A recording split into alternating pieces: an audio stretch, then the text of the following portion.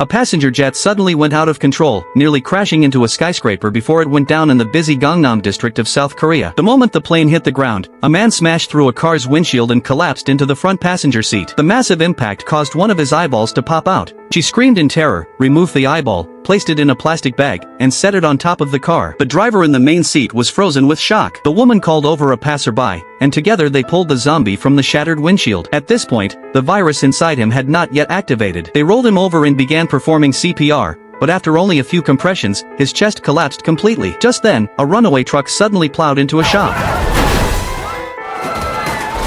From that moment, the zombie virus outbreak began in full. After countless struggles, the woman and a man finally reached a bus terminal where they planned to take a train to a shelter. Desperate survivors surged toward the train doors like a tidal wave. The woman and the man clung to each other's hands in the crowd but were eventually pushed apart. At that moment, the glass platform doors shattered under the pressure. The train sped in and came to a stop, and chaos erupted. Screams and cries filled the air. People rushed into the carriages, pushing with all their strength. Soon, most of the people on the platform had boarded. But just then, an elderly grandmother and her young grandson stood in front of her, their eyes full of longing. Her heart softened, and she stepped down from the train, lifting the boy aboard instead. The grandmother called out again and again through the train door, telling her grandson to ride until the very last stop and promising she would catch up soon. The train slowly pulled away, carrying hope out of the station. But in the woman's eyes, disbelief and fear flashed. On the platform, the remaining people cried out, but she spotted the man's watch on the tracks.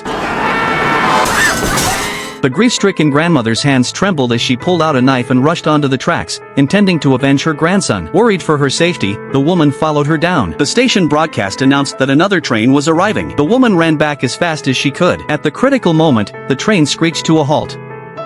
She quickly helped the fallen grandmother up and pressed close to the wall to avoid the train. But when she glanced down, she saw a bite mark on the grandmother's arm. The next second, the train roared in. The grandmother turned into a zombie and lunged at the woman. In the end, the woman pushed her toward the train.